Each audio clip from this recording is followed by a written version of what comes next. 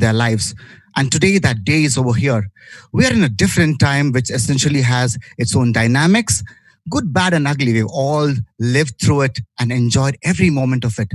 To be just positive, I should say, we've all just gone one step ahead of time and learned how to live a better life with using technology the best ways. We would have loved to see the buzz of students in the campus today, where all of us would be probably cheering each other to see each other on a different platform of being on one-to-one. But unfortunately, that has not happened. But there is something very beautiful that has happened. We've all got used to a technology world, which we certainly are very proud about. And Aloysius today is proud to get all of you together over here on the same platform. A very good morning to all dear students who are just joining us first day of your classes. A very warm welcome to parents if you're also signing in together with us. I have my staff and the management super excited to really stand up together to say a warm welcome to you. Very good morning to everybody. This is Dr. Senik D'Souza from the Human Resources St. Aloysius College. And I would say it's a very proud day. From here on, you call yourselves Aloysians. Welcome to Aloysius. It's a time which has been very much different, as I said. A lot of prayer has helped us to keep us safe, and we are fortunate that today we have this chance to be here together and start a new journey. When you start off your new journey, which is essentially being there on the first day of the biggest day of your life, you would all like to go into a little of prayer. We would like to go into a little of prayer, but said that it's COVID time and we want to really keep COVID as one of the biggest things around, which helps us to say, let's pray together so that this thing doesn't affect any one of us and we all grow together in the best ways possible. Here is a little prayer, and I would request everybody, all participants, to kindly join in this prayer. Probably every little voice will matter a lot. A COVID interreligious prayer coming up for you.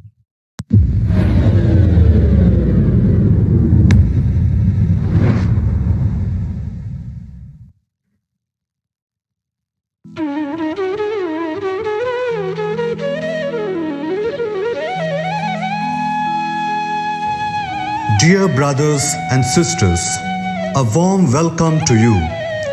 We have gathered together as believers to pray in this time of pandemic, a time of darkness, uncertainty, anxiety, and fear. We desire to feel the presence and closeness of our God, the author of life.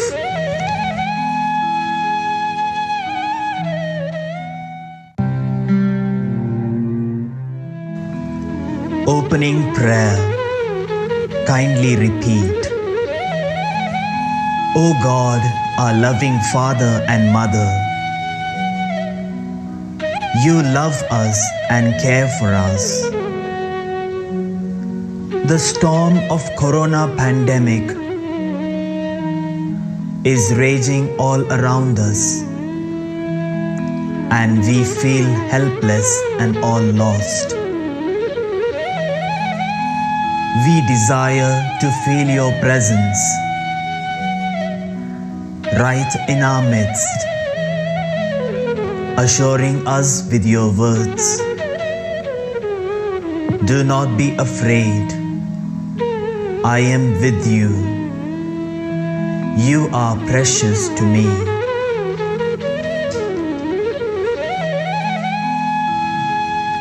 Brothers and sisters, in times of gloom and fear, the Word of God is a source of strength and comfort. Let us listen to the consoling, comforting word from the scriptures of our religions. We shall now listen to a reading from the Bhagavad Gita, the sacred book of the Hindus.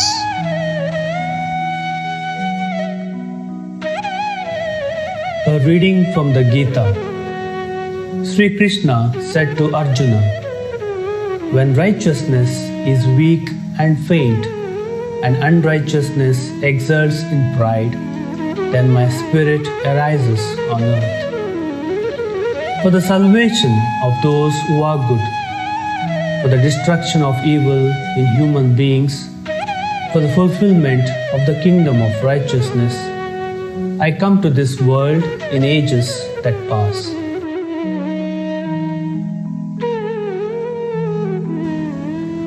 We shall sing now Rabindranath Tagore's song from Gitanjali. Have you not heard his silent steps?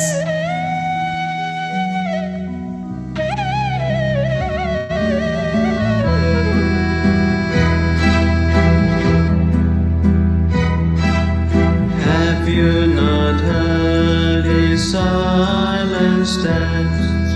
Have you not heard his silent steps? He comes, comes, ever comes.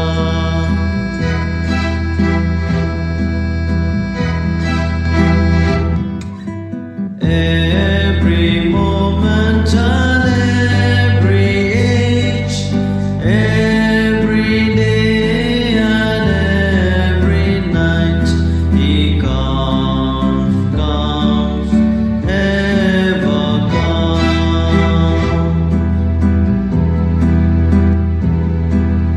Many a song have I sung in many a mood of mine, but all your notes have always proclaimed he comes, comes, ever comes. In sorrow after sorrow, it is his steps that press upon my heart, and it is the golden touch of his feet that makes my joy to shine.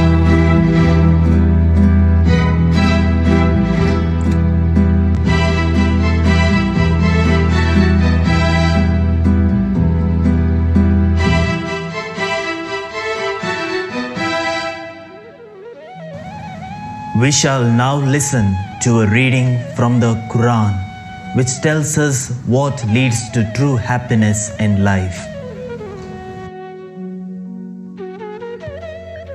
Those who believe and whose heart finds satisfaction in the remembrance of God. For without doubt, in the remembrance of God do hearts find satisfaction. For those who believe and work, righteousness is blessedness and a beautiful place of return. Let us sing a Sikh Kirtan, Mere Param Pita Paramatma, a prayer for mercy. मेरे परम पिता परमात्मा कर सब दुखां दा खात्मा हर पासे सुख दी आस करां हथ जोड़ के मैं अरदास करां मेरे परम पिता परमात्मा कर सब दुखां दा खात्मा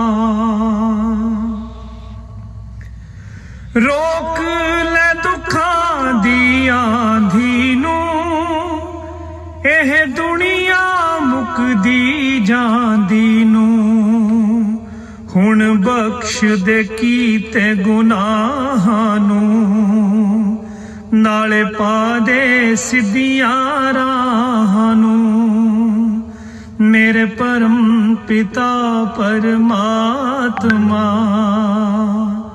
कर सब दुखां दा खात्मा सारी दुनिया तैनू पुकार रही तेरे रहम दा कर इंतजार रही तेरी मेहर जे हो जाए एक वारी हो जाएगी दूरे महामारी मेरे परम पिता परमात्मा कर सब दुखां दा खात्मा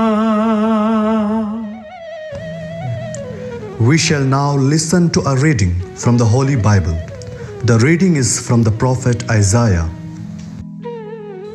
But now thus says the Lord, He who created you, O Jacob, He who formed you, O Israel, do not fear, for I have redeemed you. I have called you by name, you are mine. When you pass through the waters, I will be with you, and through the rivers, they shall not overwhelm you. When you walk through fire, you shall not be burned, and the flame shall not consume you.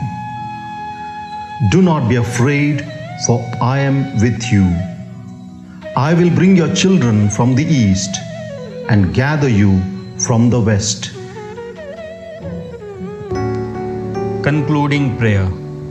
Kindly repeat. God, our Father and Mother, source of love, mercy and healing, cast the light of health and well-being on all of us, on those who have been exposed to coronavirus, those who have contracted the disease, and those, God forbid, who contract the disease in the future. Bless them, protect them, and bring them speedily to full recovery. Bless all who are ill with healing of body, healing of soul, and healing of spirit.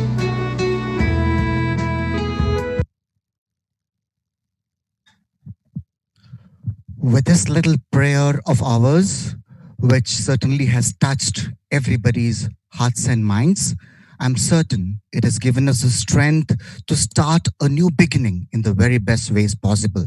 And today, to do a welcome, to tell you all that how much we've been waiting for this day, I would like to call upon the convener of this orientation program, which has been meticulously planned and well prepared. I would like to give it to Dr. Narayan Bhatt, one of the very senior faculties from St. Aloysius College. Dr. Narayan Bhatt, to give us the welcome address. Dr. Narayan Bhatt.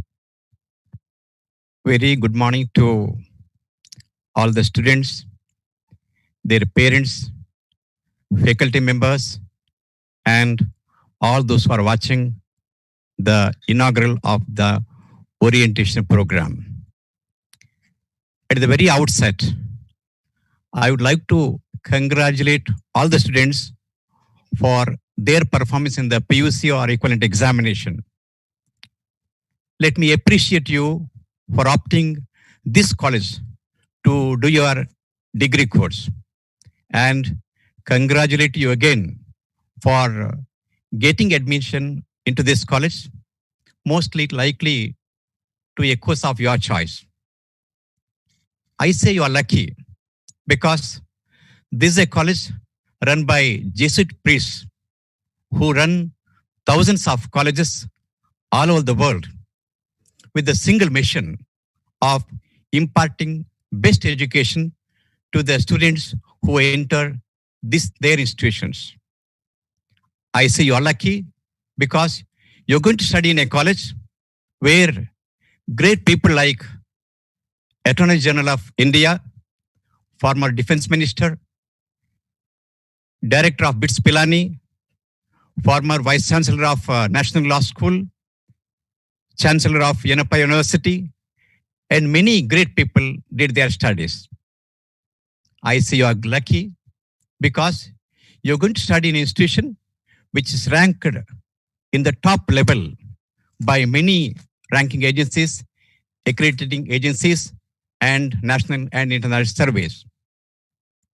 Coming to the orientation program, we would love to have you in our campus. Unfortunately, the pandemic is not allowing us to have you in the campus right now.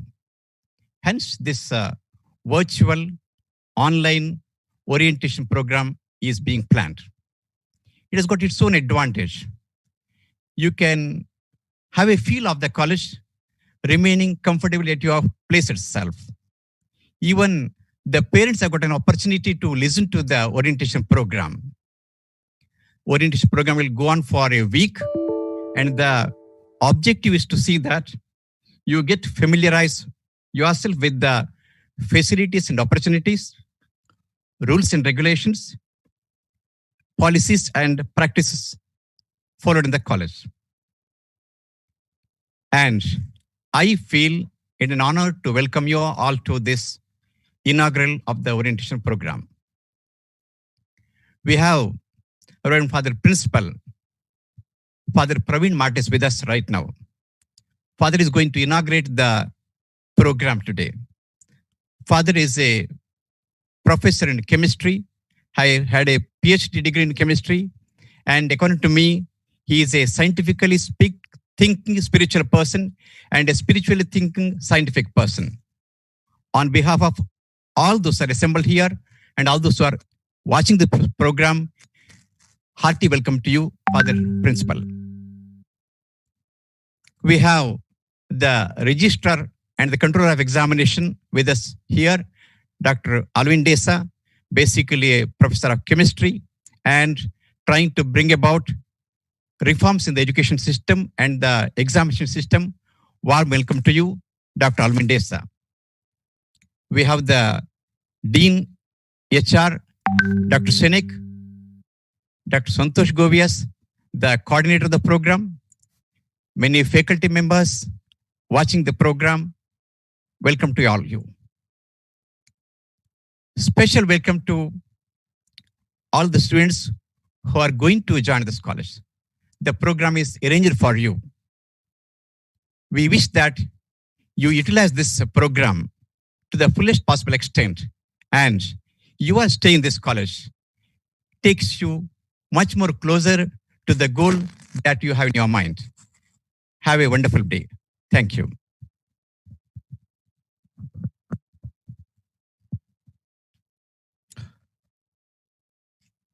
Let me thank Dr. Narayan Bhatt for that very, very warm welcome and setting the note to this beautiful morning where we all assembled for an inaugural of the orientation 2020 for first year students. Well, in this background, if we look at a few things, he has already taken off my words, I would say, and introduced Reverend Father Principal to this August gathering today, which is virtually there and hearing us throughout. I'm sure this is not only Mangalore, but many more states of India where we have representation from.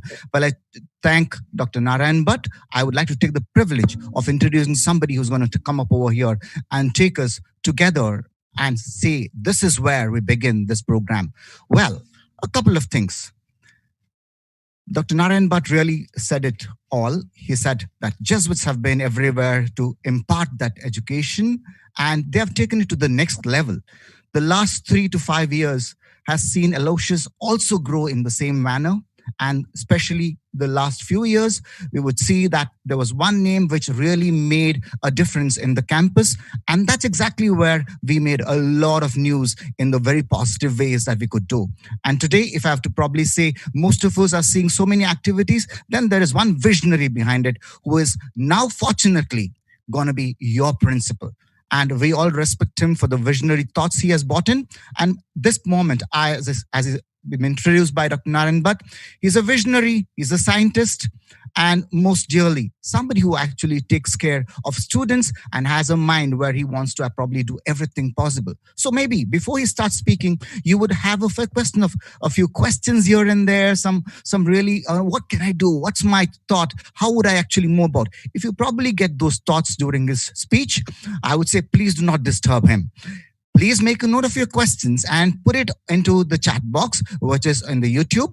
And he is going to be coming back with a few answers. Maybe, certainly, I will not be able to answer everybody, but we'll try and give at least a few good ones the chance, the first ones the chance, when I'm saying good ones, chance to really be answered. And all of us hear that well. Well, we've been waiting. Let me not steal his time. A visionary, the principal, and certainly the leader at St. Aloysius College. I take pleasure in welcoming Reverend Dr. Praveen Matis.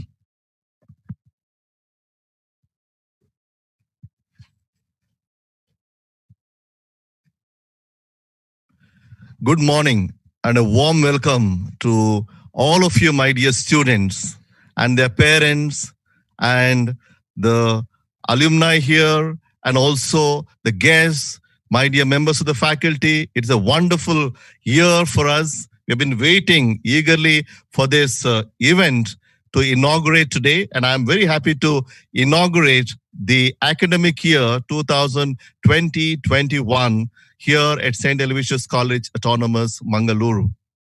Unfortunately, we are not able to have you here in front of us, but then we are able to see you virtually.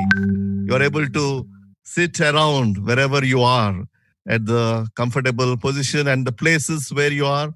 We're able to meet you there and talk to you and welcome you all. And this has been a very unusual year, unprecedented times in the history. But then St. Aloysius College never stops. It always continues to make a difference in the life of people.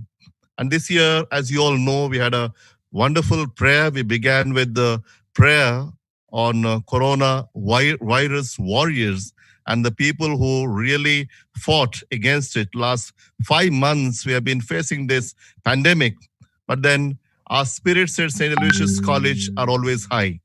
We have been doing admissions from the beginning, from the month of March itself. There are a lot of inquiries, and then the real admission began just a few months ago. But then today, you are all here, all the students from different faculties. Faculties coming from BCom, BBA, BA, BCA, BSc, and BVoc. All of you are here listening to us to this inaugural address, and we are going to have this orientation program for about a week. If you have to come to St. Aloysius College, we would take you through this orientation beautifully, but unfortunately, you don't have that privilege this year, but then you will have a privilege at a different level that you can watch from home, but at the same time, we will take you through to St. Aloysius College beautifully. Some of you coming from Kerala, coming from Goa, Northeast, and some of you are also now sitting at UAE and different parts of the world listening to us. We will definitely bring you back to St. Aloysius College. As I said, this is an unprecedented time and coronavirus has hit all of us.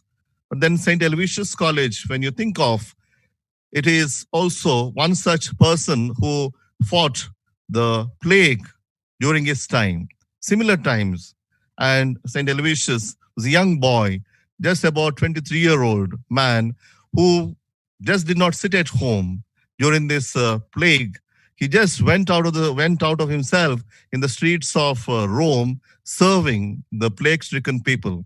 And that's how finally himself contracted the plague and was hit by it and gave up his life for a cause. St. Aloysius College is named after him. He is the patron of all the youth at St. Aloysius College. And he calls each and every one of us to give ourselves in service. The whole motto here is selfless service. We are all trying to imbibe the spirit of St. Aloysius, who gave his life for a good cause. And when the time like this coronavirus is hit, we at St. Aloysius College have been doing a lot of work.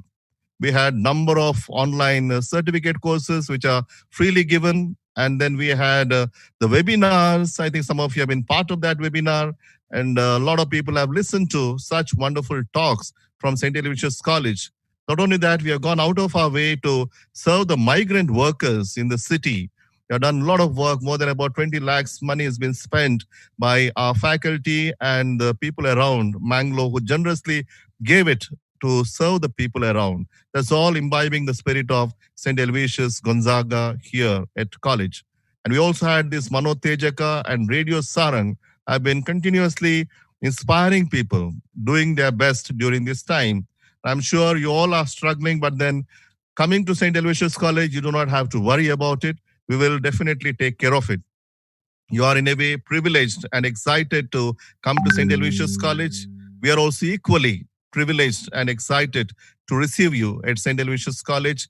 I must promise you, saying that You all have joined with that faith in us, and definitely that hope. We can keep it high. We will take you through whatever may be the times now, but we will take you through. That's the reason we have started our college here. I think one of the first colleges to begin the online classes and the inaugural online. And definitely, our teachers and everybody will take you through these times, and we will be the winners. I remember the quote by Charles Darwin. He says, "It is not the strongest of the species that survives, nor the most intelligent, but it is the one that is most adaptable to change." I think we are called to change at this time. We're not here to look at what happened and what is happening here, but then ready to change to another environment. Why do I say this? Because for the first time, I think we are having this online classes. What do you mean by online classes? Online pedagogy is a different pedagogy. We have already come out with a wonderful pedagogy at St. Aloysius College. It's a blended learning. It's a hybrid approach. But also with online as well as offline classes, we are blending it beautifully so that all of you at this time of challenges will definitely overcome those challenges and make these opportunities as your opportunities and come out successfully during this time. We all have a rhythm of learning. And in that rhythm of learning, we cannot stop learning. You have been at home eagerly waiting to come to St. Aloysius College. I know so many of you have written to me asking, Father, when the classes are going to begin. I told you definitely don't worry. Your classes will begin soon. That means you are eager to learn. That is very important. During this time of studies, we must always eager to learn and see that we all come out successfully and make a difference in the city and in the lives of others. We will have 1 week of orientation program every day, about 2 hours, and it's not very taxing, but then it will take you through our college and different facilities that we have at St. Aloysius College. You have got excellent faculty here, the quality faculty with the research credentials. They will come and talk to you about various facilities here. And when you join St. Aloysius College, many of you asked me, and many of you told me also, saying that we would like to join St. Aloysius College because there are various activities. It is especially building people's lives and personalities. Yes, we are here to build you and build your personalities. I remember Franklin Roosevelt always said, we cannot always build a future for our youth, but we can always build our youth for the future. You are the youth, and you need to build yourself, and we are here to build you to make very good citizens of our nation, always ready to serve the others. That is the motto of St. Aloysius College, to become men and women for and with others. We are not for ourselves. Rather, we are always waiting to serve the other. And that should be our attitude when you join St. Aloysius College. It was told to you that Jesuit fathers have been running various education institutions, and they are all well known. We are ranked best in the country. Yesterday, we got the week survey report, and in sciences, we got 24th ranking in the country, where there are more than 35,000 colleges. And in humanities, we have got the 36th rank. And even in India today, we are ranked below 50th rank in all the faculties at St. Aloysius College. That is very good to know. And you're all joining such a reputed premier higher education institution.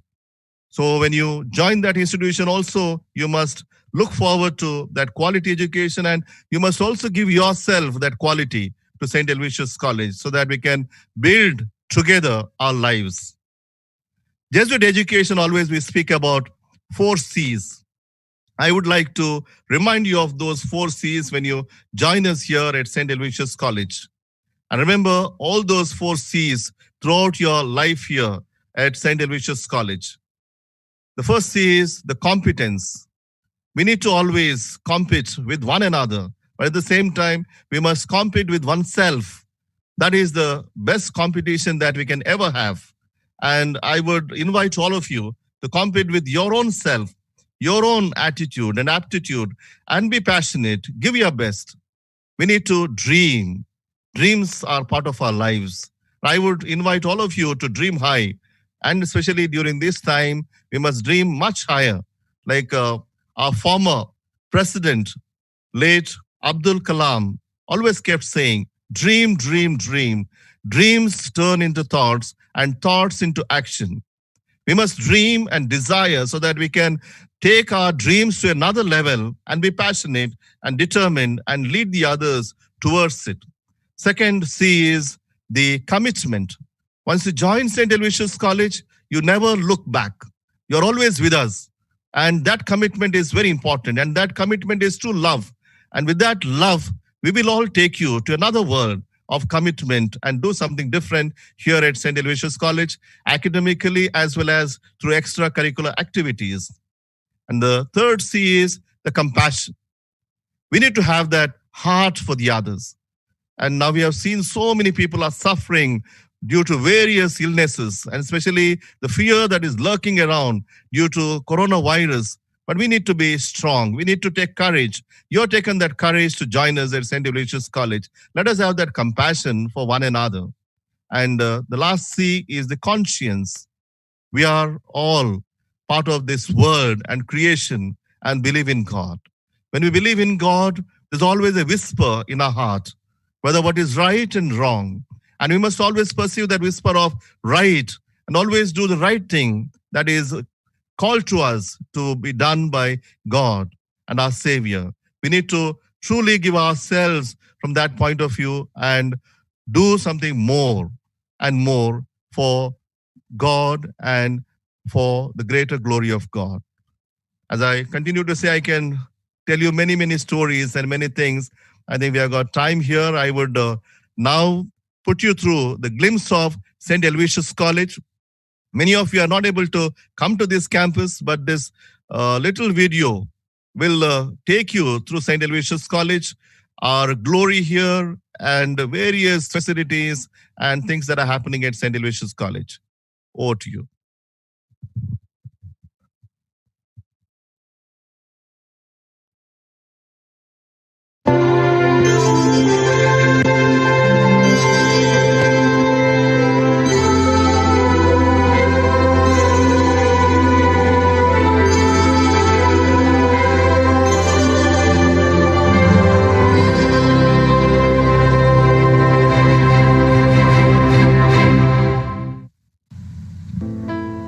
Enlightenment is the hallmark of every knowledge-seeking adventure. With an amazing hillside of the city of Mangalore,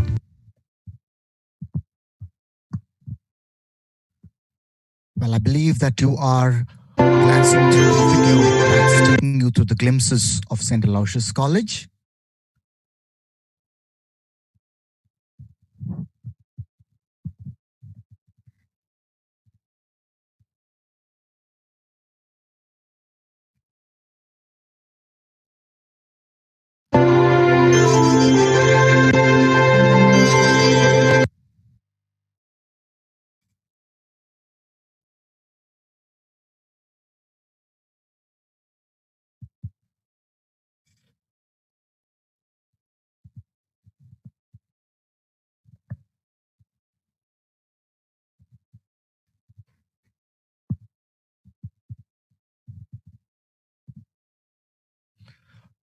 Well, I think there is a technical glitch that we are currently facing on airing the video, but then that's absolutely fine. We will certainly take you through every part of Aloysius and probably give you the feel of actually moving in and looking at how beautiful this campus is.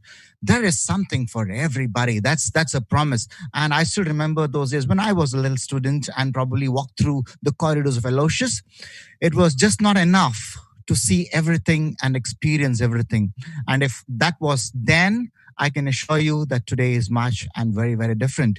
From the clubs to the environment, from the environment that touches right at the swimming pool, which is one of the biggest in any standards, it's the Olympic standards swimming pool, to the playgrounds that probably make the best of events come to life, and to the cutties over here and so much of other fun that you can probably have, which again, every aspiring student at Aloysius, if you've heard of big stories, the dreams are here. Well, when I'm saying that, there is a possibility that all of us are looking at some real time to study and probably look at academics as our best part. But certainly that's going to be happening to all of us in the best ways possible. Reverend Father Principal told you that we have some of the best faculty around with us. But you may have a few questions for Reverend Father Principal, which he is happy to take. And if there is anything that you have, please put it in the chat box so that we pick it up as soon as the video is played and you are through with the video. But remember, there are so many things that probably you experience in a live performance when you're here. The video is just a glimpse. It's just a trailer to what you probably want to see at campus. And I'm happy to say, here is a trailer coming for you from Aloysius, just to show you one little percentage of the big things that can probably happen at St. Aloysius. Ladies and gentlemen, St. Aloysius.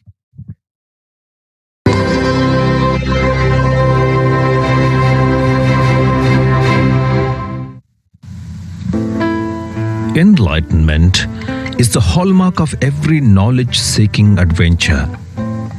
With an amazing hillside of the city of Mangalore, the Lighthouse Hill, popularly known as the Flag Hill, has been offering us a temple of wisdom and enlightenment with its spectacular St. Aloysius College institutions encompassing its several units spread across 3 campuses. Founded in the year 1880 by the Venetian Jesuits at the behest of the local church in Mangalore, it has become the magnanimous educational institution of the Karnataka Jesuits. With its motto, Lucet et Ardet, meaning shine to enkindle, the institution has been creating sparkles of change and empowerment among the young. The first built, the artistic Baroque style building of 1880 has become the home for the management and teenagers alike. The ground floor sows the knowledge of empowerment among the teenagers with the high school education, while the first floor houses the Jesuit fathers and brothers with their residence and administrative facilities. Added to this is its spiritual home, the artistic and the tourist attraction, the world-renowned St. Aloysius Chapel. With its fabulous 3-dimensional interior paintings by Brother Anthony Moschini S.J., it has left behind lasting impression on all visitors and faithful praying before God in out to this spiritual home.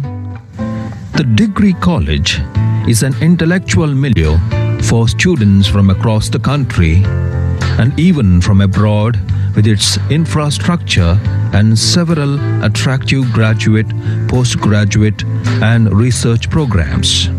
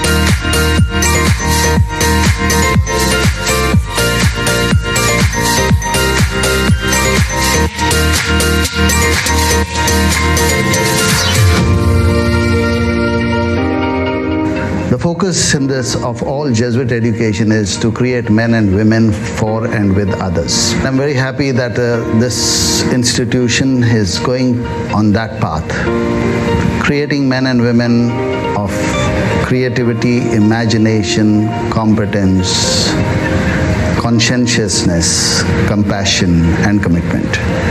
And has been a flagship of all our institutions, the 21 institutions of St. Aloysius. It has been a guiding force in this city of Mangalore and today in the whole of the state. Excellence is the hallmark of our institution, and we run number of courses here in different areas. Each of these areas, we have got number of combinations. In BA, we have got 11 combinations, and in BSc, we have got 15 combinations, and in BCom, we have got 3 combinations. BBA, there are 2 combinations. BCA, there is 1, and BO, there are 3 combinations with community colleges.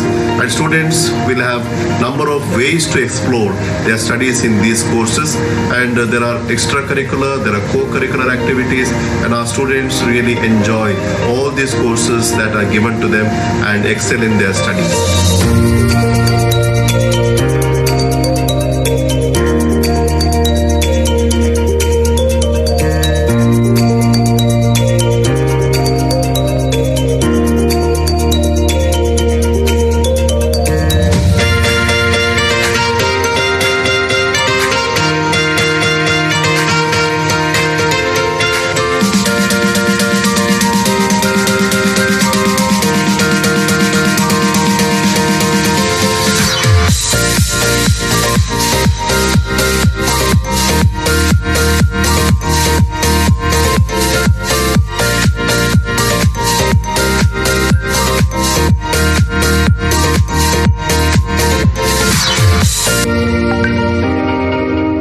St. Aloysius College has established a foreign collaboration cell, and our students and our staff are getting benefit from these collaborations. We have student exchange programs, we have got staff exchange programs, we have got outreach programs between these institutions, and also research collaboration work between these institutions that will help our students to really focus outside of their own domain. I really love St. Aloysius a lot. Everybody's so welcoming and so friendly. I truly feel like an honored guest, and you don't get that experience back home. Everybody's very to themselves and they don't want to get involved in other people's business, but at St. Aloysius, I truly feel like I am an Aloysian.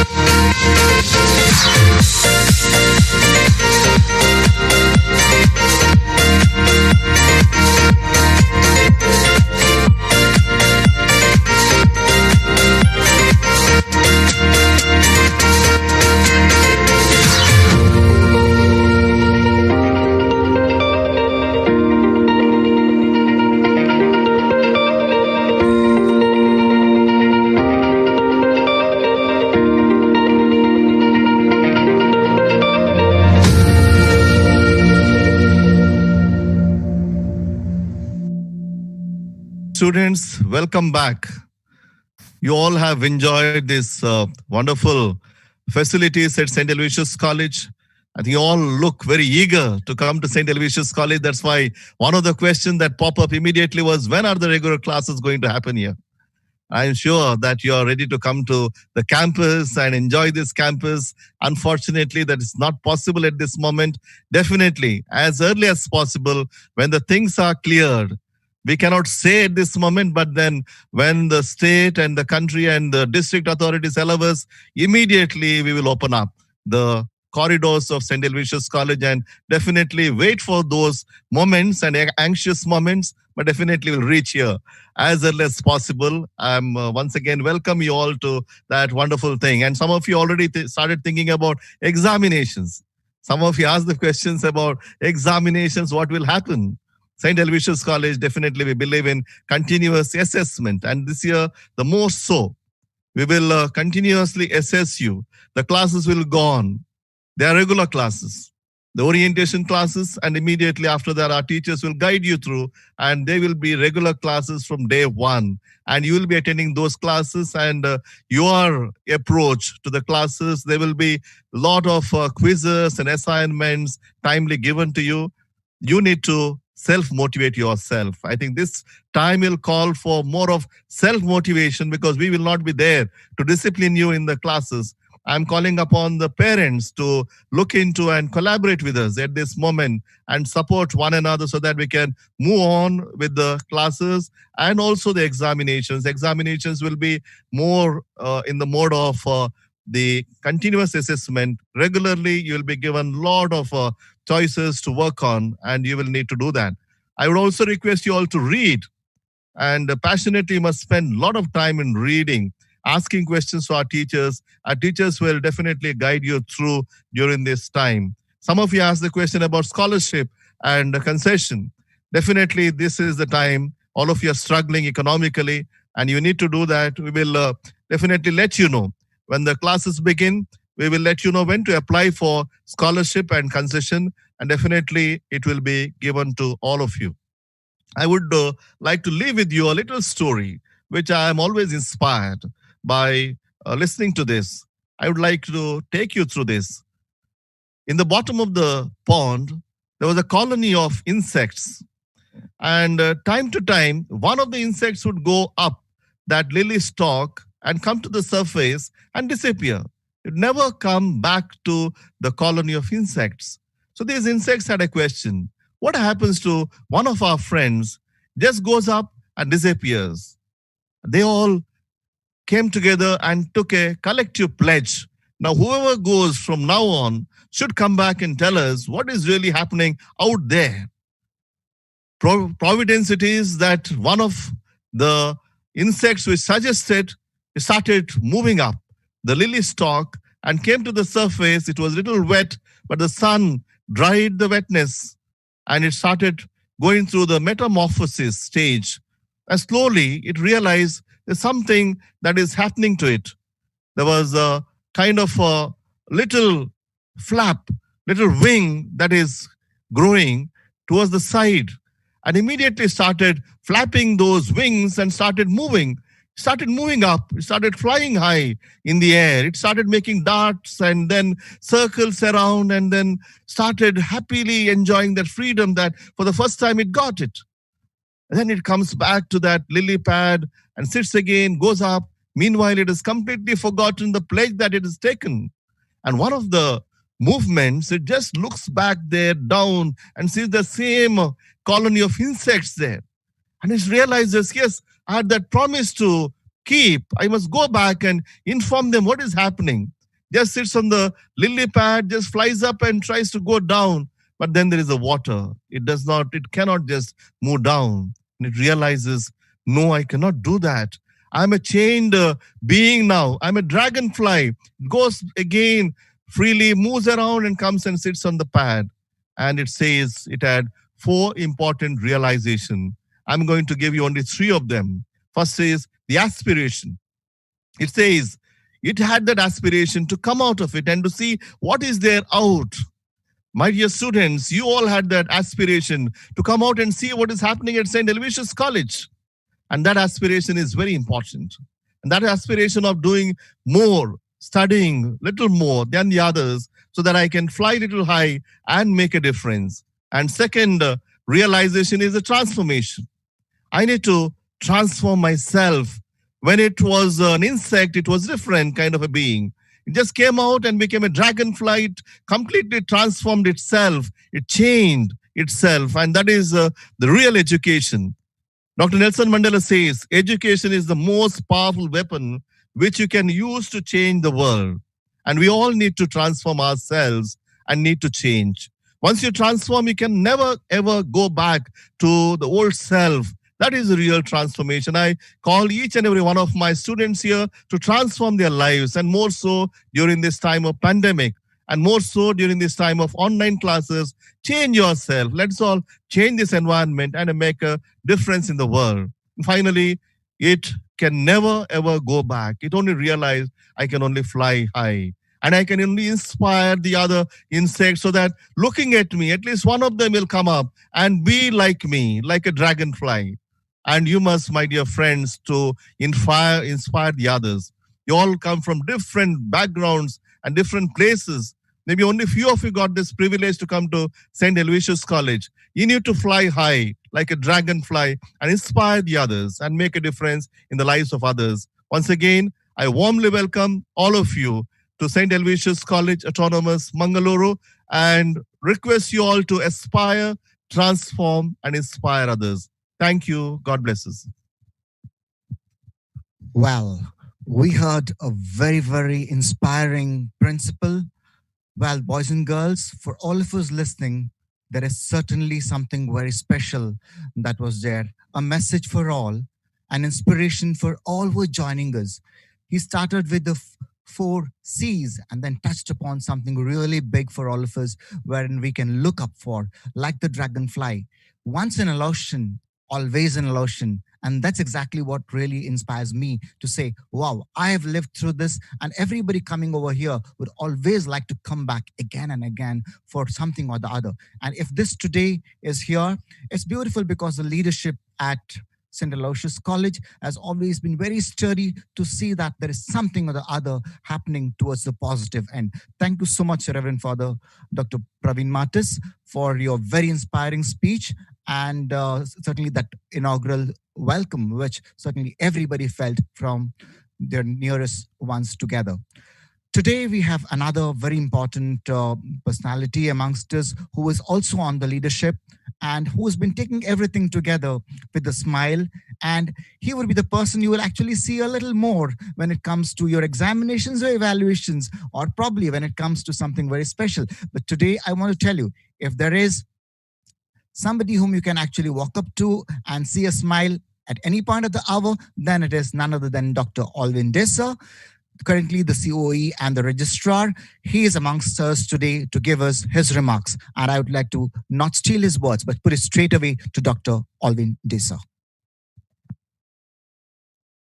Good morning and namaste to each and every one of you. It is unfortunate that we are meeting online.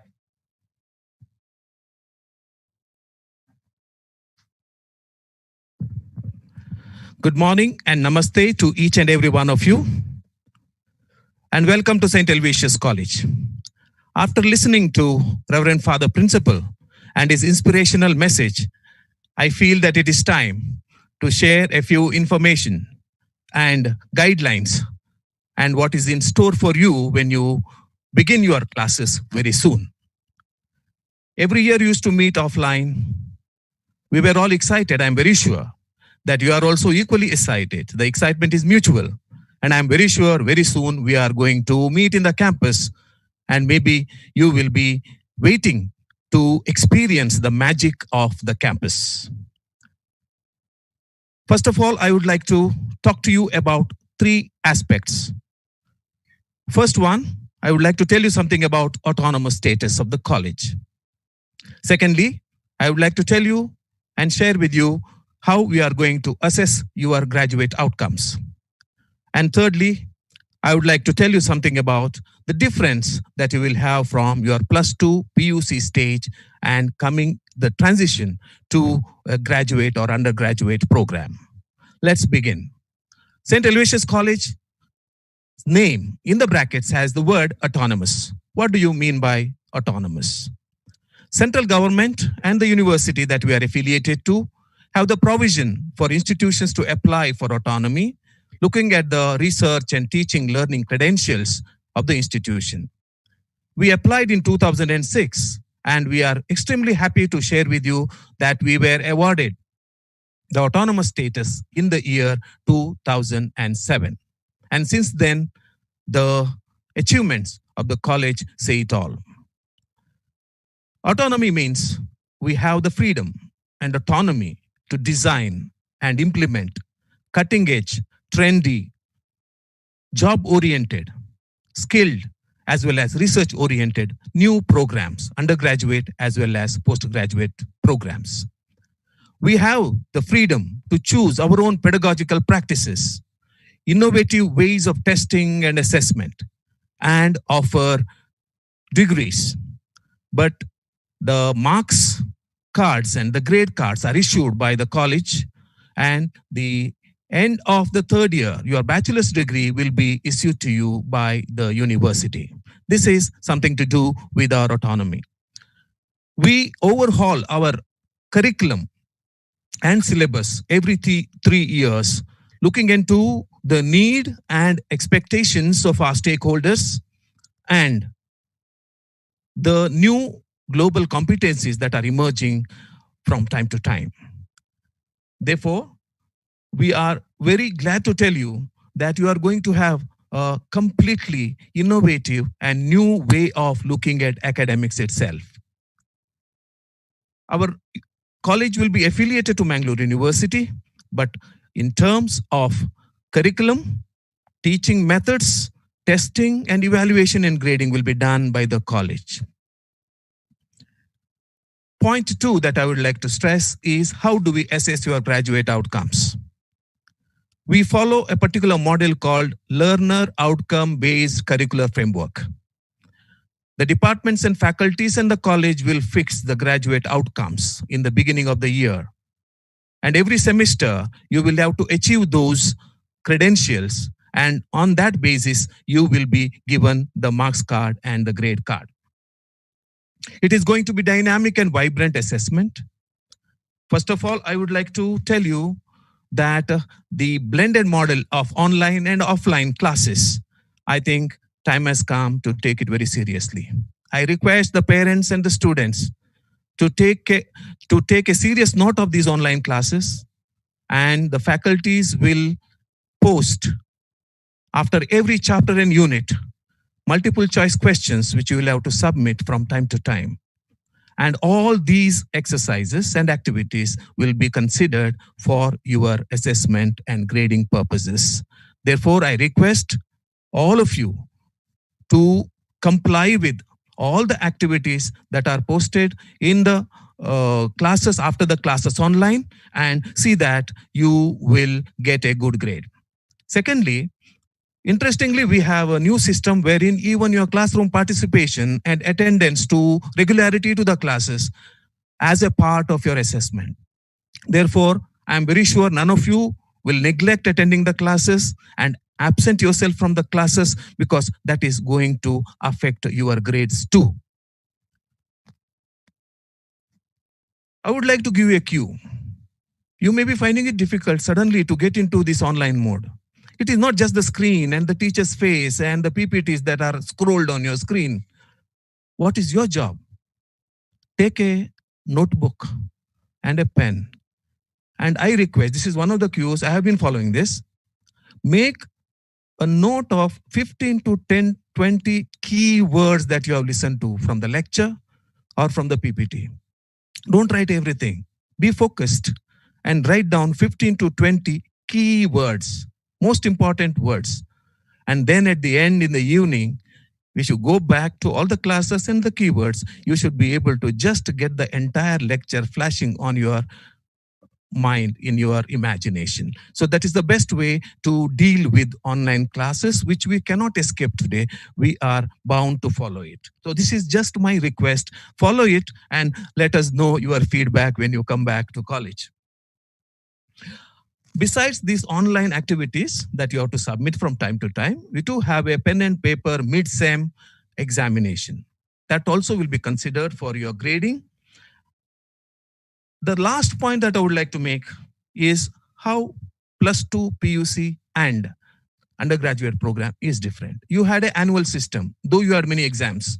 But this program that you have chosen is 3-year program, undergraduate program, divided into 6 semesters. Each semester is independent but transits and moves smoothly into the second, third, until the sixth. Therefore, it is a 6 semester program. Naturally, you can imagine how packed and hectic your academic standard and academic calendar will be. I think all of us must be ready to face this. Last but not the least, I have given you just a gist of what is going to happen. But parents and students are most welcome to contact the registrar's office for any queries on your assessment, classes, grading, marks cards, and all the other issues related to your graduate outcomes assessment. Let me have a concluding note. Every year, I share the thought with my new students. And I tell them, students, the next 3 years are going to be the most precious years of your life. It is a time to explore. It is a time to improve your academics, get into research, and become a highly qualified professional in terms of jobs and also higher studies. You have come here as raw, impressionable young boys and girls, but you will go out with the great feeling of a professional, empowering yourself, learning the values. The college is going to provide a wonderful and dynamic platform for you. Make the best use of it. Hone your skills and stretch your limit of your imagination as to how far you can go, how far you can reach. Build a strong self-image. Imbibe values of empathy, discipline, and integrity, and become true ambassadors of St. Aloysius College, which has created a great tradition. Welcome and thank you. Well, let me thank Dr. Alvin Desa for those very punchful remarks that he had actually put forward for all students.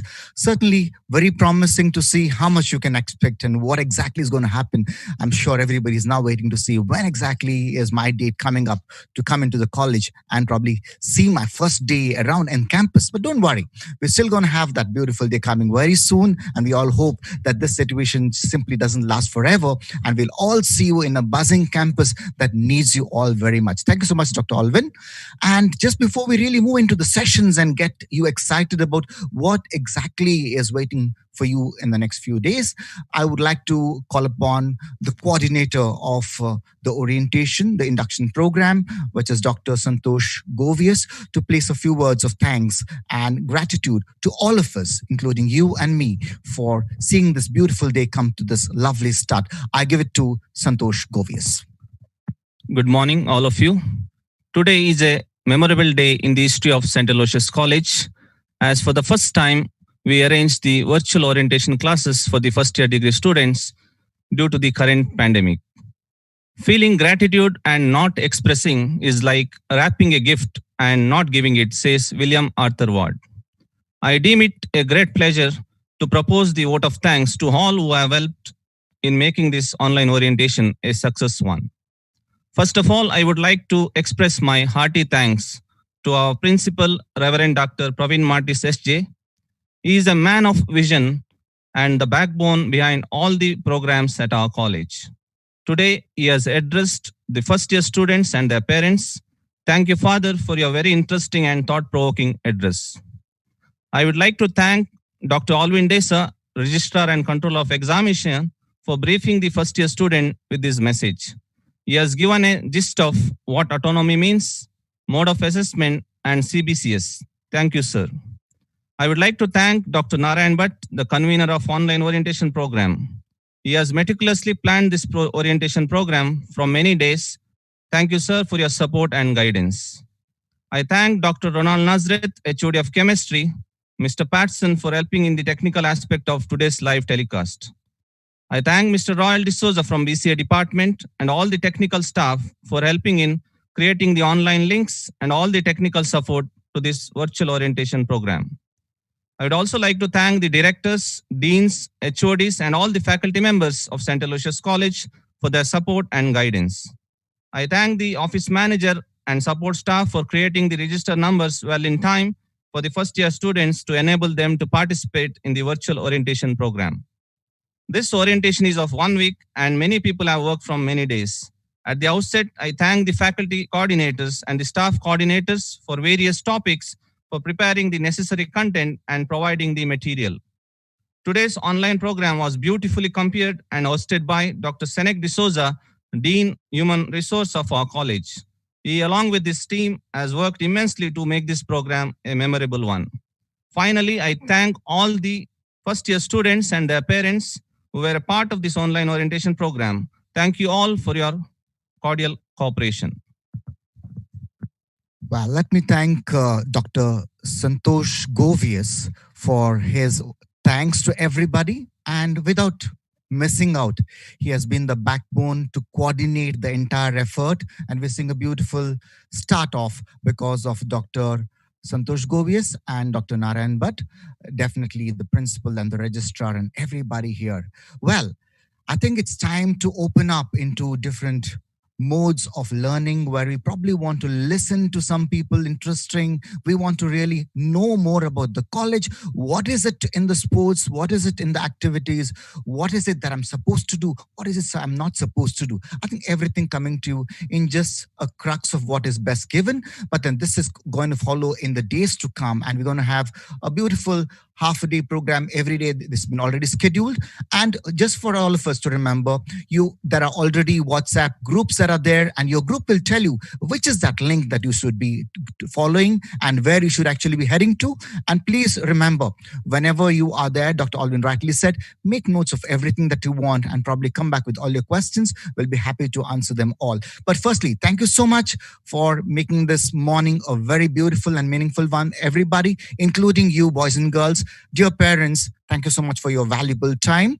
We're going to give you a 5-minute break from here. The screens will simply be dimmed, but remember, the program is still on. We're going to have 2 very power-packed speeches coming from very motivational speakers. I just want to leave it to the surprise of the speakers rather than telling you who those speakers are. Please hang on and you will have them coming up in about 5 minutes from now. Please have a good day and welcome to, again, once in an ocean, always in an ocean. Welcome, Aloysians. Thank you so much. Signing off is Dr. Senek D'Souza. Just before you have the motivational speakers who are going to take the platform from over here.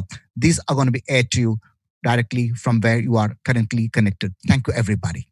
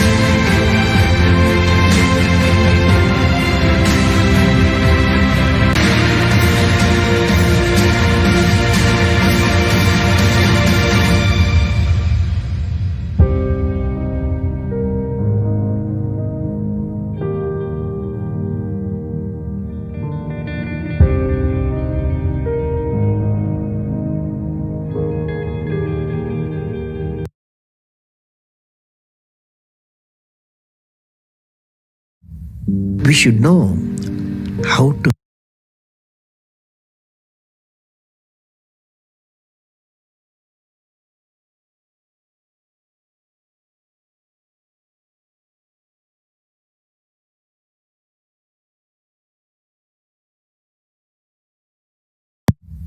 we should know how to handle, not only how to handle the success, how to handle the failures.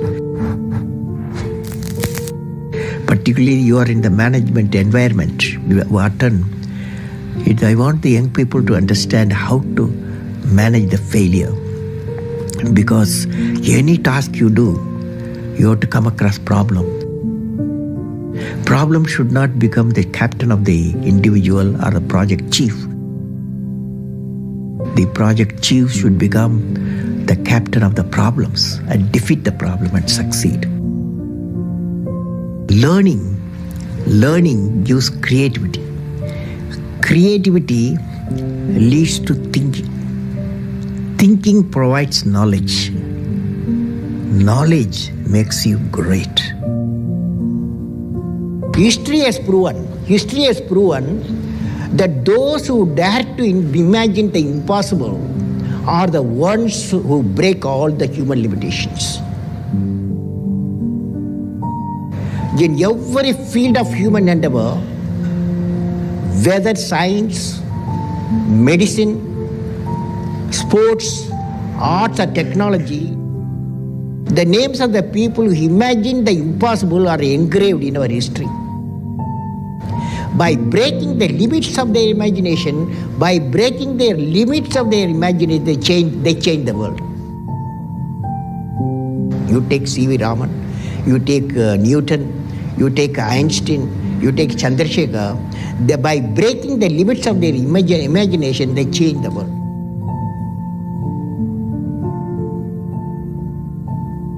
If you want to be discoverers, if you want to be innovators, I am going to give you what type of characteristic you must have.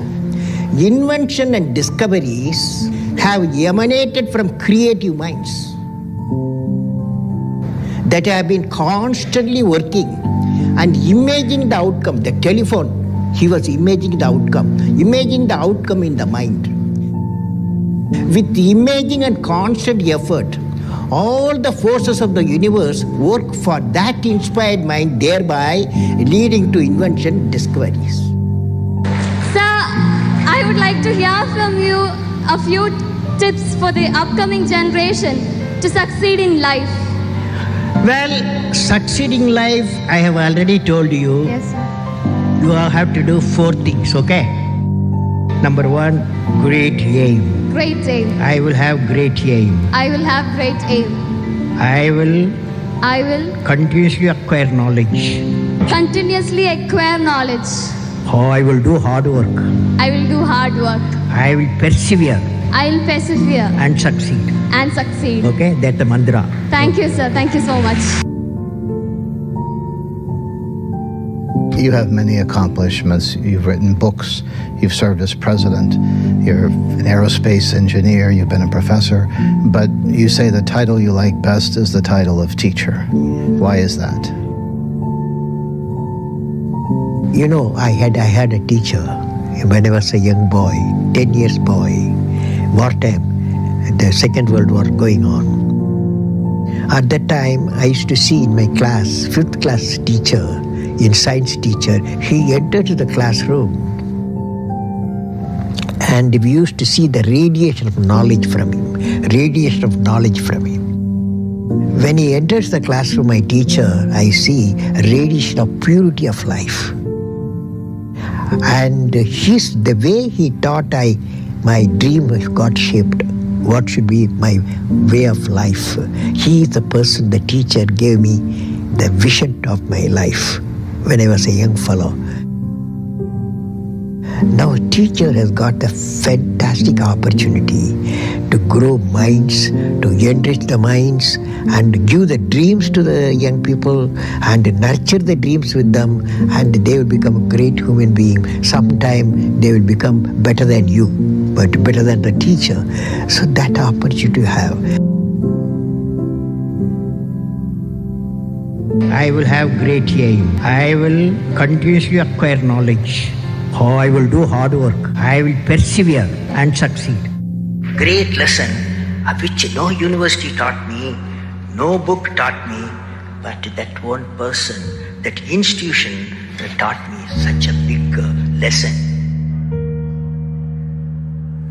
How to manage success, most importantly the failure. How to live a good life, how to live a beautiful life without thinking which country you belong, without thinking which religion you belong, without thinking which language you belong, without thinking which caste you belong. To represent the indomitable spirit of a man. Wherever there is indomitable spirit of man, the man succeeds, the woman succeeds, the village succeeds, the state succeeds, the country succeeds, the world succeeds. The indomitable spirit. Sri Dhirubhai Ambani has a mission and a great entrepreneur who had seen successes. For success, any mission, what we need is indomitable spirit. Let us study the characteristics of an indomitable spirit. It has two components. Indomitable spirit has got two components. The first component is that there must be a vision leading to higher goals of achievement. I would like to recall a couplet, the Tirukkural by the poet Saint Thiruvalluvar, written in 2000 years ago. It means that whatever may be the depth of the river or lake or pond, whatever they may be the conditions of the water, the lily flower always comes out of and blossoms.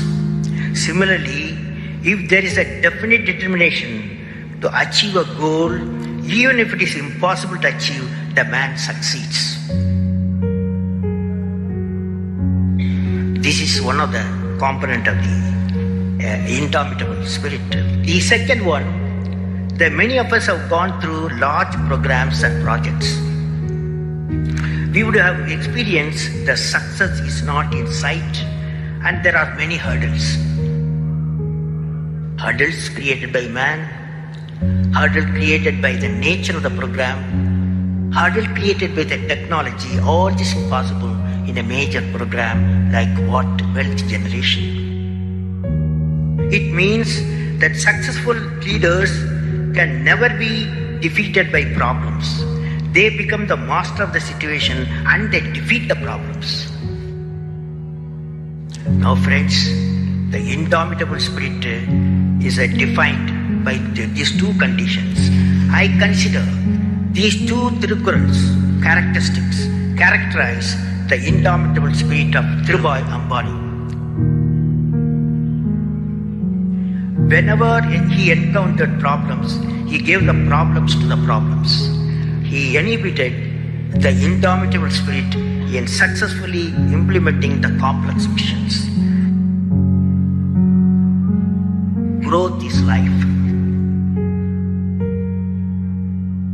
I have repeated a number of times, I don't mind repeating that one incident.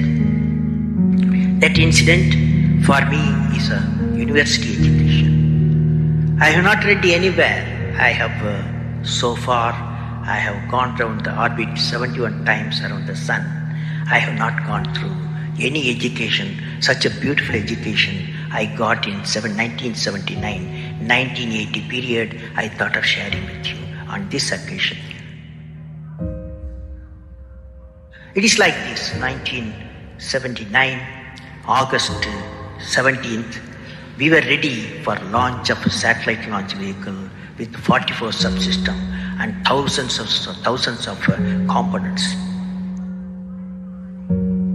It was built in Vikram Sarabhai Space Center, and at that time, Professor Satish Dhawan was the chairman, Atomic Energy Space Commission, and he is also Space Center. And he gave me the task in 1973 to build a satellite launch vehicle, to put a satellite in the orbit. 1973, he gave me this task. In 79, we were ready. Thousands of engineers, 10,000s of workers and staff, they all worked together.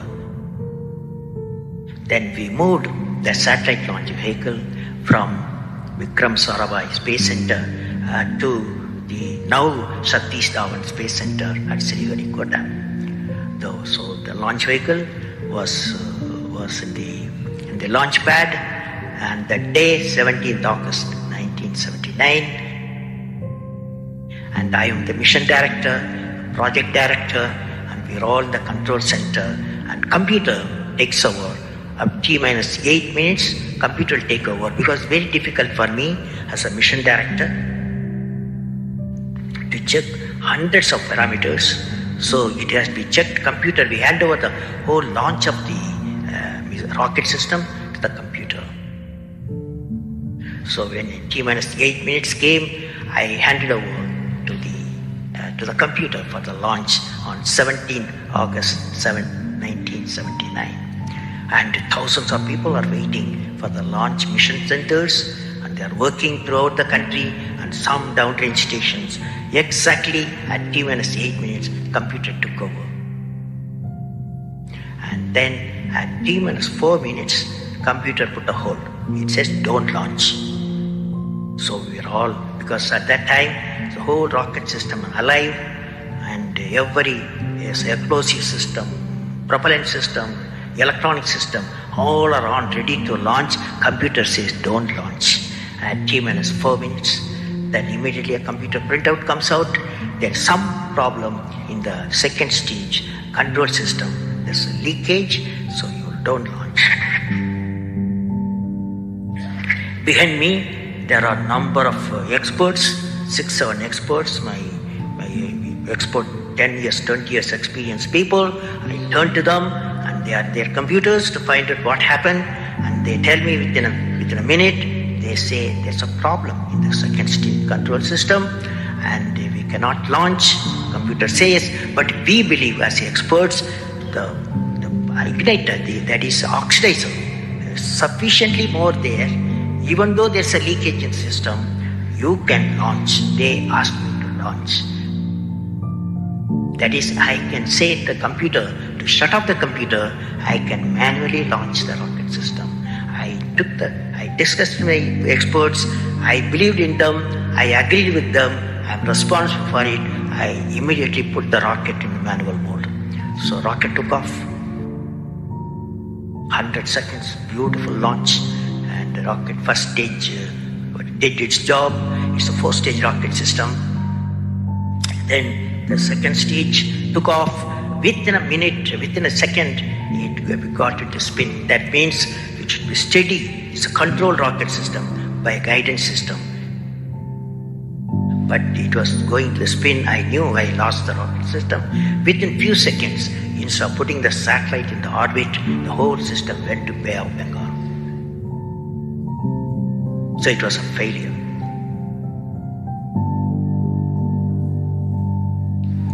And then how do you handle a failure? It's very important for entrepreneurs. Life is not so simple. We have to handle the failures with stout heart. My chairman, that is the Professor Satish Dhawan, exactly at 6:30, I was very tired of continuously working. He come to my room, you join me for a press conference. On that day, the morning there's a press conference. Hundreds of press reporters, media people have assembled. Professor Satish Dhawan told me, I am going to handle the press conference. You are going to come with me. He took me there. And there was a press, the national press, the international press. They asked a lot of questions. How can you put 20 crores in Bay of Bengal? One guy asked. And like that, so many serious questions. After all, people will ask questions, the people's money. So like that, number of questions were there.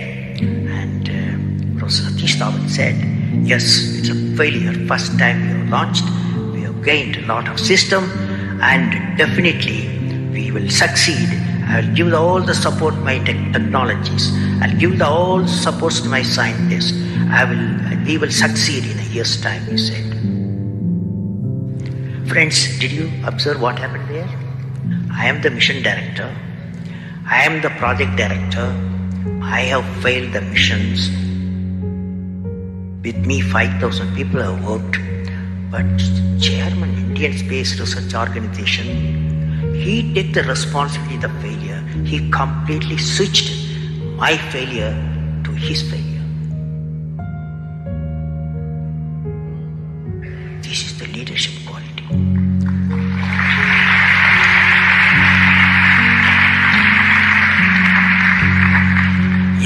Exactly after 1 year, that is 18th July 1980, we go to the launch pad and the countdown starts. T-8 minutes I hand over to the computer. Computer checks out.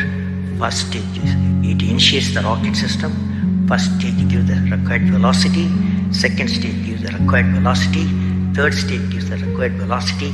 And fourth stage required the escape velocity for the put the satellite in the orbit. I am seeing in front of me what is the performance taking place.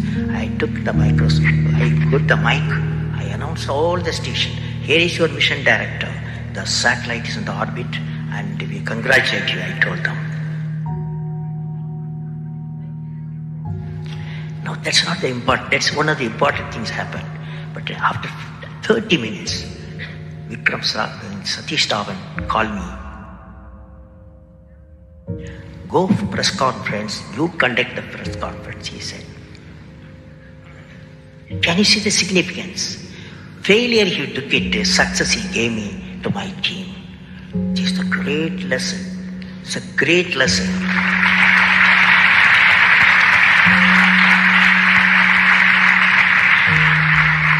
This is a great lesson which no university taught me, no book taught me, but that one person, that institution that taught me such a big lesson.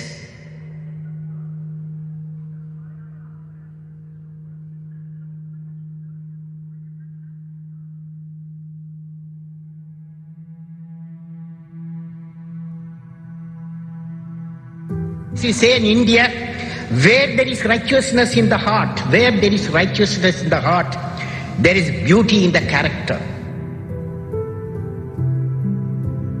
When there is beauty in the character, there is harmony in the home. When there is harmony in the home, there is an order in the nation. When there is order in the nation, there is peace in the world. Every action of the leader should be transparent. You know what I mean? Leader should work with integrity and succeed with integrity. Leader should work with integrity and succeed with integrity. So if you use and make somebody's life happy, that is you are giving and his or her life is happy, that's a best thing a human being can think of. Then you will get a conflict-free world. And I believe President, since you asked the question, has to be continuously in touch with the people.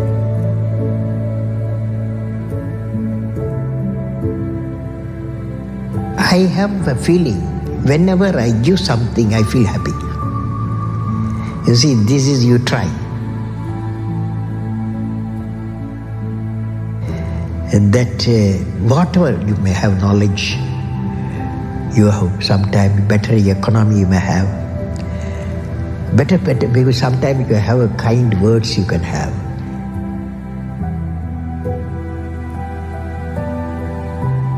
Sir, how did you become so great? How did I become so great? That's the question. Well,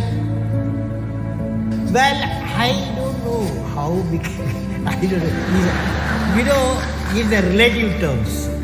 So I personally believe you must have a dream. Say, I must have a dream. I must have a dream. I must continuously acquire knowledge. I must continuously acquire knowledge. Hard work. And perseverance. Not afraid of problems. Not afraid of problems. Then you will be successful. Okay?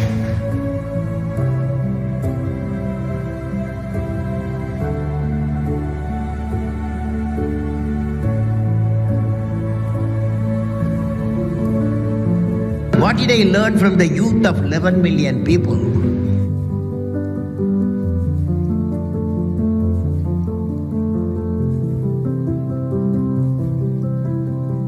I learned every youth wants to be unique. Every youth wants to be unique. That is you. Every youth wants to be unique. That is you. But the world around you is doing its best day and night to make you just everybody else.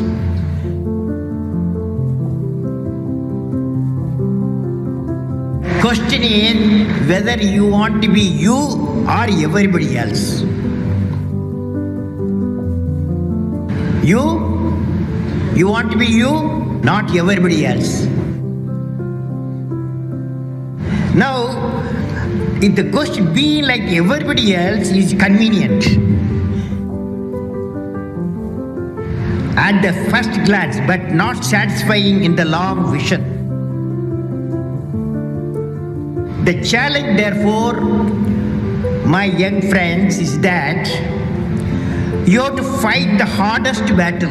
You have to fight the hardest battle which any human being can ever imagine to fight, and never stop fighting until you arrive at your destined place.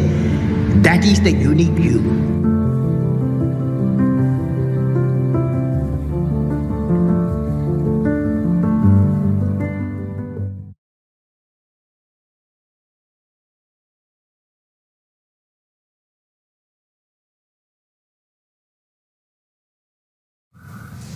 In fact, to be passionate about any profession itself is an art of giving.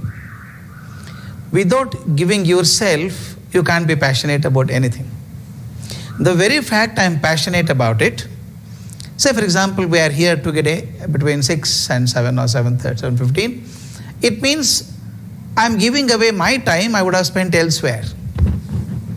Maybe I would have spent with my family members, or there's a 2020 going on I would have seen on the TV. Yeah, in fact, there are so many temptations to do something else. But in order to be here, I've given all that. There is always a joy in giving up rather than taking. There are so many lovely videos I had. I'll send them to you. You can show them when they are free.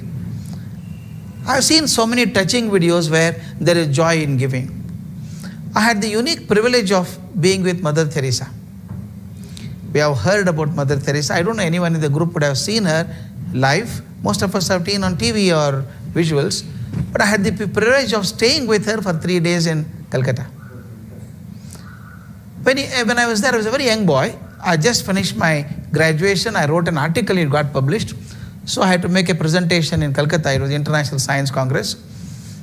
I was to be there for 3 days. And I went there, and the university vice chancellor said, you can't stay here because the Naxaline movement is at the peak, and you can't stay in the hostel, somebody may beat you up. You stay in some professor's house, some Bhattacharya's house. I felt a little awkward to go and stay in somebody's house against his wish. I had to go and stay. Basically, I have a nature of volunteerism. I thought I can do something. I just went in the afternoon to Nirmal Hriday. I don't know how many of you know this.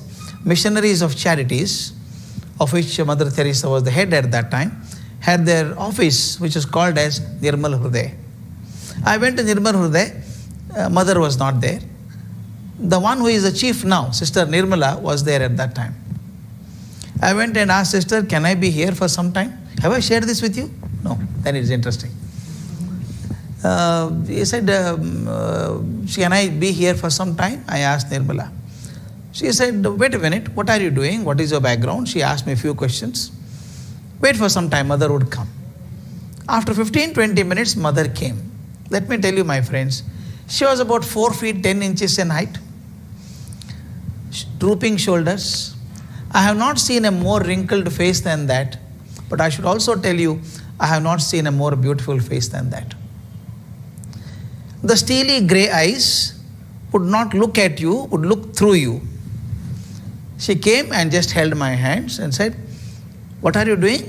I said, "I'm a student, finished my graduation." "Okay, chemistry?" I said, "Yes." "Go and work in the pharmacy." She never asked me from which state I have come, what community I belong to, nothing else. Go and help. Because she thought chemistry is related to pharmacy. She sent me to pharmacy. And there was another sister managing the pharmacy. She told me what is to be done on a piece of paper. Everything is free there. Just to account for which medicine is given to whom. That's all I had to do. They took me to a hall as big as this. There were only 3 beds already spread. They gave me the 4th bed to sleep there. First day went on without any major changes. Second day in the afternoon, at about 1:30, something happened. I found the volunteers of missionaries of charities carrying an old lady on the stretcher. How old was she? I was not able to guess. Completely emaciated body, she could be 85 or 90. She had very high fever. She was unconscious and she was blabbering continuously. When a very high fever goes up very high, you start saying something incoherent. She was brought there. Mother came, Sister Nirmala saw her. They took her inside, gave her a bath, put a gown on her, made her sleep there. And doctor was called. Doctor gave some treatment. And sister and mother sat next to her. And mother was pressing the legs of this old lady. And the lady was constantly chatting something. She was saying something, blabbering. Since I don't understand Bengali, I asked another sister, what is the old lady saying? The story is very simple. She is an old Brahmin lady. She lost her husband when the son was 1 year old. Against tremendous odds, those days conservative family, they shaved her head and put her in a red sari. She worked as a maid servant here and there, cooked somewhere else to keep this child, brought him up, gave him education, probably got him married. I don't know whether there was a clash between the mother-in-law or the daughter-in-law or what happened, we don't know. But the old lady came out of the house or she was sent out, whatever. As long as there was enough energy in the body, she was working elsewhere. When she became old, who will give her work? She started begging on the streets of Calcutta. She was found near the Kali Ghat. She hadn't got anything to eat for 3 days. She had very high viral fever. Now she is blabbering and saying, my son is like this. She was cursing her son. Only son, I did so much for him. If you had cared for me, I would not have happened like this. Something like that.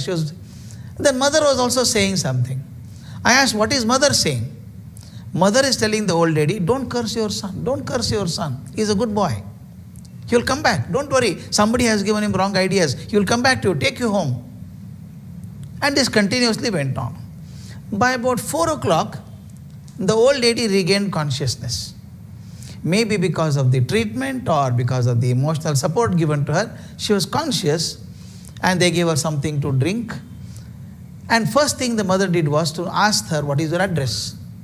She got the address of the son, sent a volunteer to that with a jeep. The volunteer went and told the son, your mother is here. It's written on the paper. That fellow turned the paper and said, I have nothing to do with Dedi. Particularly now that she has gone to missionaries, I don't want her back at all. And mother did not tell her. But treatment continued. By 7 o'clock, the old lady was quite fresh. In fact, she was recounting stories of her son when he was very young. Yeah, very good boy, very nice boy, hardworking boy, intelligent. He will come back, I know, he will come back one day. And she was so positive about life. We thought the lady survived. Night she gave her some bread to eat and the lady slept. At about 2:30 or 3 o'clock in the morning, there is again a commotion there. It keeps happening there. Commotion, and everybody went into the room where this old lady was kept. A doctor was summoned. He tried all his best. By about 4 o'clock, the old lady died. Immediately another letter was sent to the son.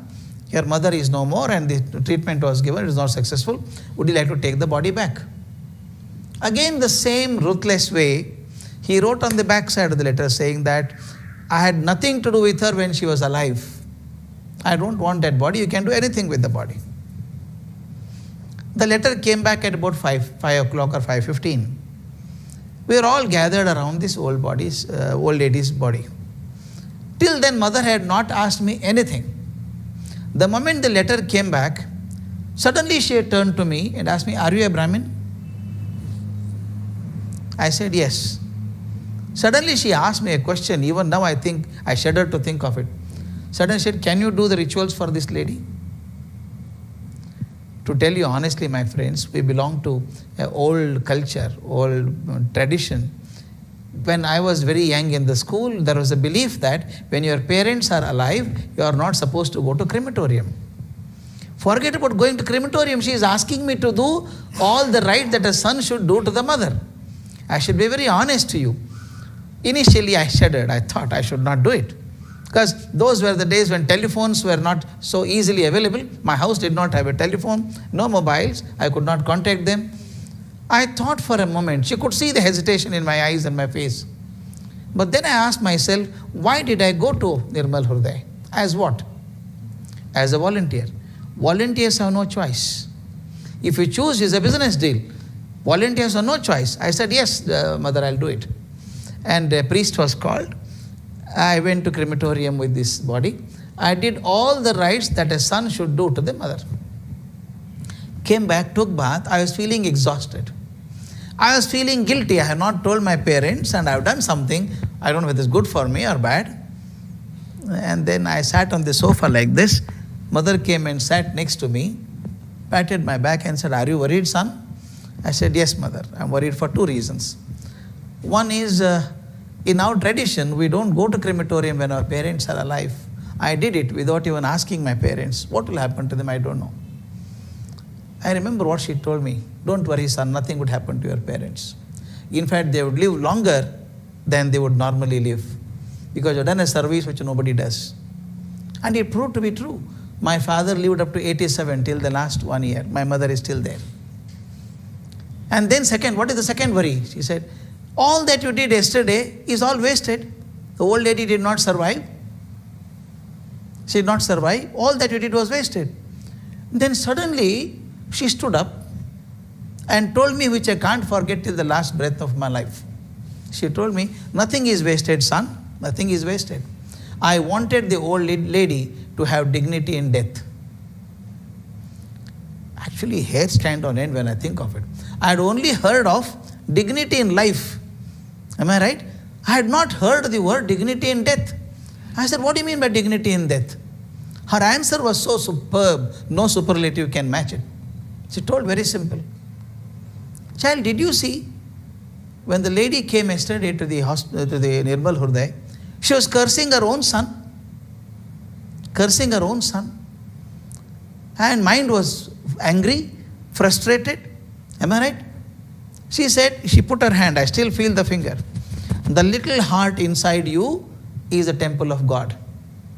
Little heart inside is the temple of God. It should always be clean, absolutely clean. When it is filled with jealousy, anger, frustration, all negative thoughts, it is absolutely dirtied."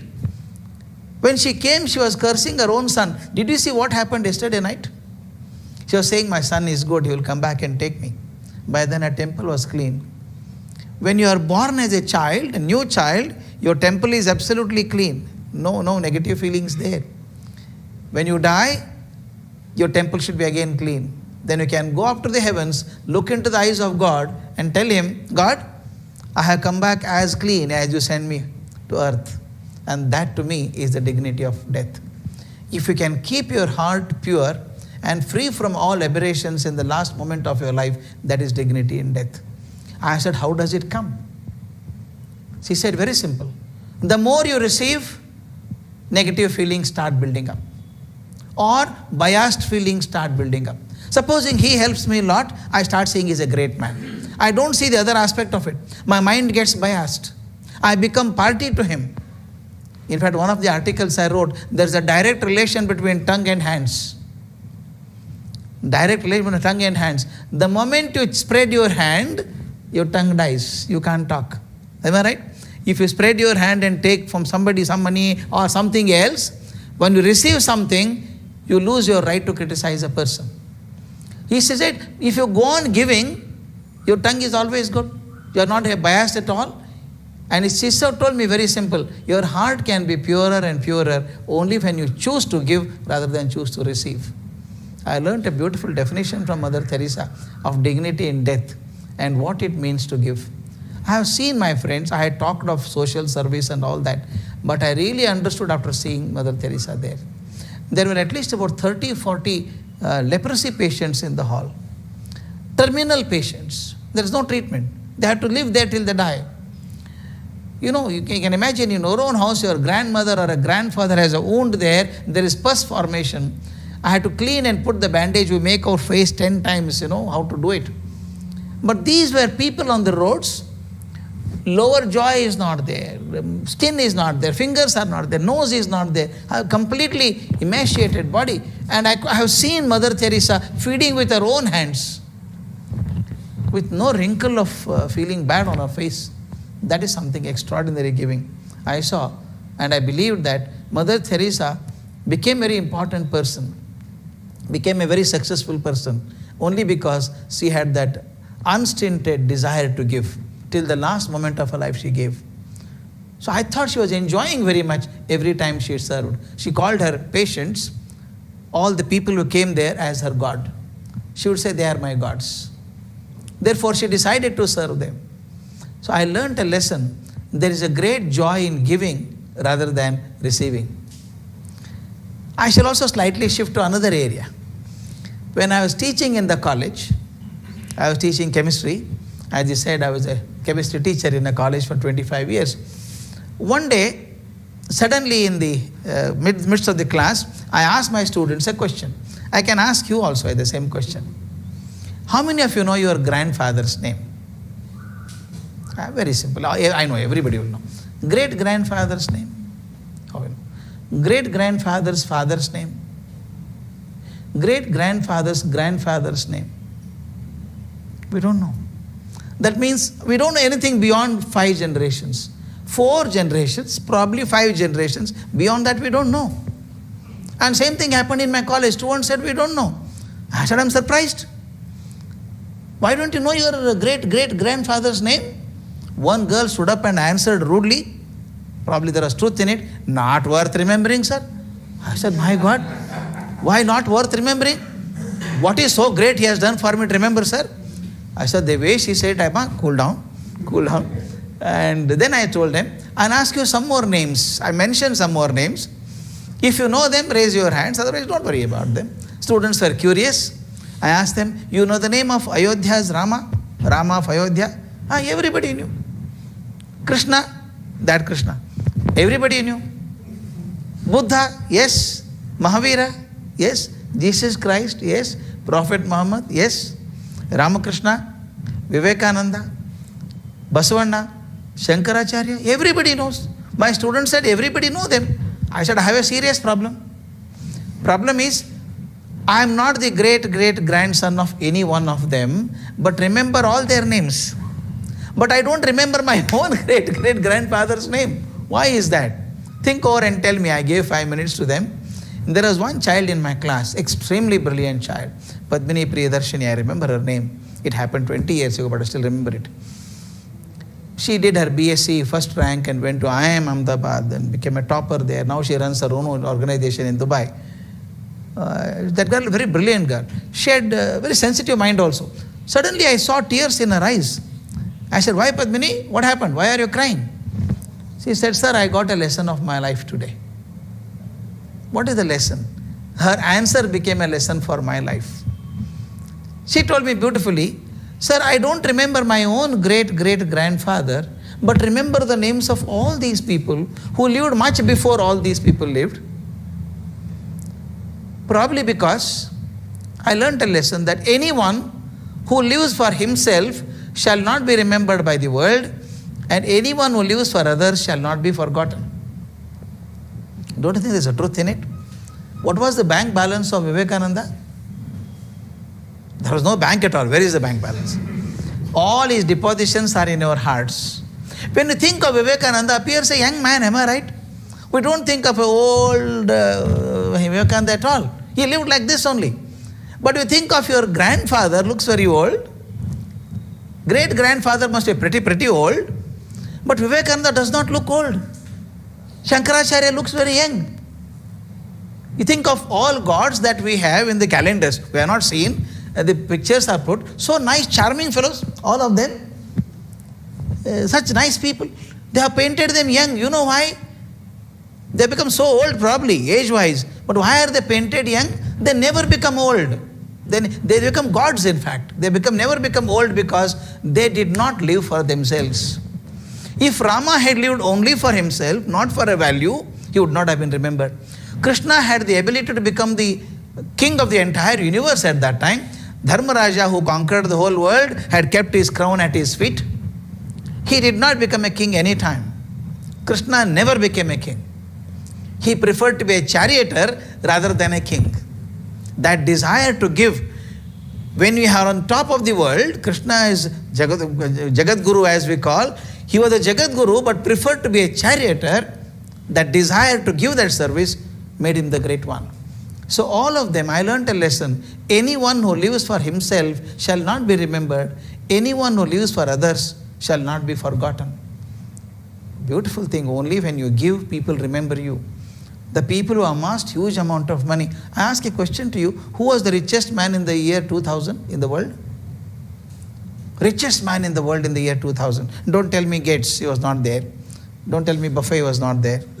I am ruling out all the possibilities. Normally we give Buffett and Bill Gates. No. Any idea? Don't remember them? Don't worry, I also don't remember. Who bothers? Who bothers? Tell me, I'm not asking the old information. Just 12 years ago, who was the richest man in the world? We don't remember. But we don't have to worry about Jesus Christ. We know he existed 2,000 years ago. How is that? He did not have any bank balance, but he is remembered. The people with huge bank balance are not remembered. Therefore, money is not success. Your ability to give to people is success. Yes. In fact, I have got a very interesting definition, sir. I am sharing with the IIMs, so I teach in IIMs. A very interesting question I asked these boys. Do you think money is success? Few boys, yes. I said, yes. Many times you feel I should build a house in almost every headquarter of every country, have as many jets as possible, change from one jet to another jet in the sky itself, not even come to airport. Then you call a very successful man. Am I right? We call him successful man.